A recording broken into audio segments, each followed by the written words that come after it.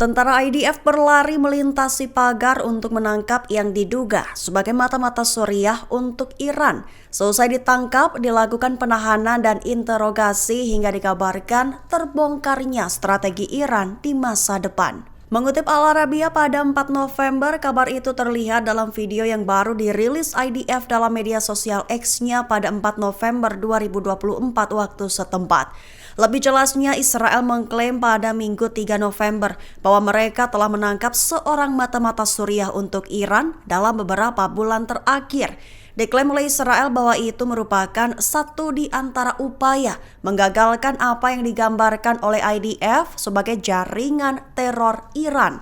Dikabarkan juga bahwa tugas dari mata-mata tersebut termasuk mengumpulkan informasi intelijen tentang militer Israel dan pasukan IDF di daerah perbatasan. Terkini warga negara Suriah itu dikabarkan telah ditahan dan dipindahkan untuk diinterogasi di Israel. Operasi tersebut diklaim IDF telah mencegah serangan di masa mendatang, serta diklaim berhasil terungkapnya metode operasional alias taktik Iran yang berlokasi di dekat dataran tinggi Golan yang diduduki. Juru bicara Angkatan Bersenjata Yaman, Brigadir Jenderal Yahya Sari memperingatkan Israel agar Israel tak mencoba menjual atau mentransfer aset mereka lantaran semua kapal yang berafiliasi dengan Israel akan tetap menjadi target sah militer Yaman. Mengutip Al-Mayadin pada 4 November, hal itu diutarakan Sari dalam pernyataannya pada Minggu 3 November 2024. Lebih jelasnya, Sari mengeluarkan peringatan keras kepada perusahaan pelayaran Israel, terkhusus agar tidak mencoba menjual atau mentransfer aset mereka untuk menghindari operasi Angkatan Bersenjata Yaman. Ditekankan oleh Sari bahwa semua pihak yang terkait agar tidak terlibat dengan perusahaan atau kapal tersebut lantaran mereka akan tetap menjadi sasaran tindakan hukuman dan dilarang memasuki wilayah operasional Yaman. Ditegaskan oleh Sari bahwa Yaman akan terus memfokuskan target ke semua kapal yang terkait dengan Israel. Pemimpin oposisi Israel Yair Lapid melakukan serangan verbal langsung dengan target adalah Perdana Menteri Israel Benyamin Netanyahu. Lapid menyebut bahwa Netanyahu tidak kompeten dan tidak memenuhi syarat memimpin Israel dalam perang sulit yang bersejarah. Mengutip Al-Mayadin pada 4 November, hal itu diunggah Lapid dalam media sosial X pada 4 November waktu setempat. Hal itu diungkap Lapid merujuk pada insiden kebocoran yang baru-baru ini melanda militer Israel. Lebih tepatnya, Lapid telah menyatakan bahwa tindakan Netanyahu selama kebocoran baru-baru ini menunjukkan bahwa ia terlalu tidak kompeten dalam memimpin Israel selama masa perang, serta menekankan bahwa Netanyahu terlibat dalam satu di antara pelanggaran keamanan paling serius. Lebih jelasnya, Lapid mengklaim bahwa Netanyahu tidak memiliki pengaruh atau kendali atas sistem yang dipimpinnya. Jika itu benar, Lapid menekankan bahwa Netanyahu tidak memenuhi syarat untuk memimpin negara Israel pada perang tersulit dalam sejarahnya.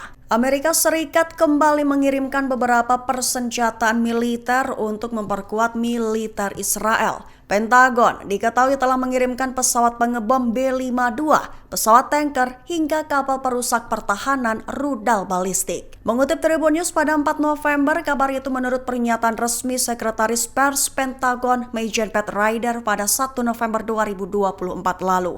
Lebih jelasnya, Amerika Serikat memperjelas komitmen dalam melindungi warga negara dan pasukan Amerika Serikat di Timur Tengah dan membela Israel. Dengan begitu, Menteri Pertahanan memerintahkan untuk pengerahan kapal perusak pertahanan rudal balistik tambahan, skuadron tempur dan pesawat tanker, dan beberapa pesawat pengebom serang jarak jauh B-52 Angkatan Udara Amerika Serikat ke wilayah tersebut. Dijelaskan bahwa pasukan itu akan mulai berdatangan dalam beberapa bulan mendatang, tepat saat kelompok serang kapal induk USS Abraham Lincoln bersiap untuk berangkat. Sementara itu, Menteri Austin terus menegaskan bahwa apabila Iran, mitra atau proksinya, menggunakan momen ini untuk menargetkan personil atau kepentingan Amerika di kawasan, maka Amerika Serikat akan mengambil setiap tindakan yang diperlukan untuk membela rakyat mereka. Kepala Dewan Strategis Kebijakan Luar Negeri Republik Islam Iran dan penasehat pemimpin Iran Ali Khamenei, Kamal Karazi, buka suara. Ia menegaskan bahwa Iran bisa mengubah doktrin nuklirnya jika menghadapi ancaman eksistensial. Mengutip Tribun News pada 4 November, hal itu diutarakan oleh Karazi dalam wawancaranya dengan Al-Mayadin beberapa waktu ini. Lebih jelasnya, Karazi menekankan bahwa Iran memiliki kemampuan teknis yang diperlukan untuk memproduksi senjata nuklir. Sementara ia juga menyebut bahwa fatwa pemimpin revolusi dan Republik Islam Sayyid Ali Khamenei adalah satu-satunya hal yang mencegahnya. Perlu diketahui, Khamenei mengeluarkan fatwa pada tahun 1990-an yang menyatakan bahwa pengembangan dan penggunaan senjata nuklir adalah tidak islami. Akibatnya program nuklir Iran sejauh ini hanya akan tetap untuk kepentingan dan penggunaan sipil. Namun seruan dari dalam Iran untuk memperbarui doktrin tersebut semakin meningkat, mengingat Israel terus memperluas eskalasi perangnya bahkan dengan Iran, Lebanon, dan Gaza.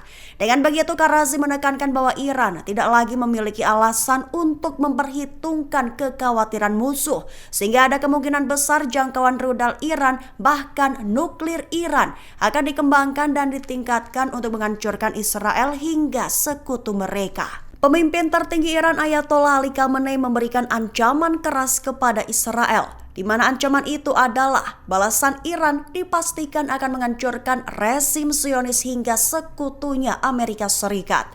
Mengutip Tribun News dan EP News pada 4 November, hal itu diutarakan Khamenei baru-baru ini, tepat saat para pejabat Iran semakin mengancam akan melancarkan serangan lain terhadap Israel. Perlu diketahui, Israel telah melakukan eskalasi perang dengan Iran. Dengan begitu, serangan lebih lanjut dari kedua belah pihak disebut dapat melibatkan perang di Timur Tengah yang lebih luas. Mengerti atas hal tersebut, Khamenei menekankan bahwa baik rezim Zionis maupun Amerika Serikat pasti akan menerima balasan yang menghancurkan, terkhusus atas apa yang mereka lakukan terhadap Iran dan bangsa Iran serta front perlawanan lainnya. Namun Khamenei tidak menjelaskan lebih lanjut tentang kapan waktu ancaman serangan tersebut maupun jangkauan cakupannya. Militer IDF mengklaim telah membunuh 2 komandan Hizbullah di markas besar, termasuk anggota pasukan elit Radwan yang menjabat sebagai kepala unit rudal anti-tank. Mengutip Times of Israel pada 4 November, hal itu diumumkan oleh IDF dan aksi serangan udaranya itu diunggah di media sosial X pada Senin 4 November 2024. Lebih jelasnya, 2 komandan Hizbullah termasuk seorang anggota pasukan elit Radwan tewas dalam serangan udara baru-baru ini di Lebanon Selatan. Serangan yang dilancarkan oleh jet tempur IDF di As-Sultaniyah menewaskan Riyad Reda Ghazawi.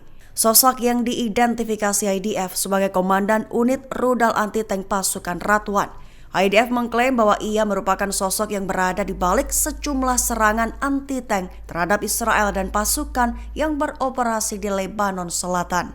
Kemudian serangan tambahan dilakukan dan menargetkan beberapa bangunan di Safat al-Batik. IDF mengatakan bahwa seorang komandan di markas besar Hizbullah tersebut tewas dalam serangan itu.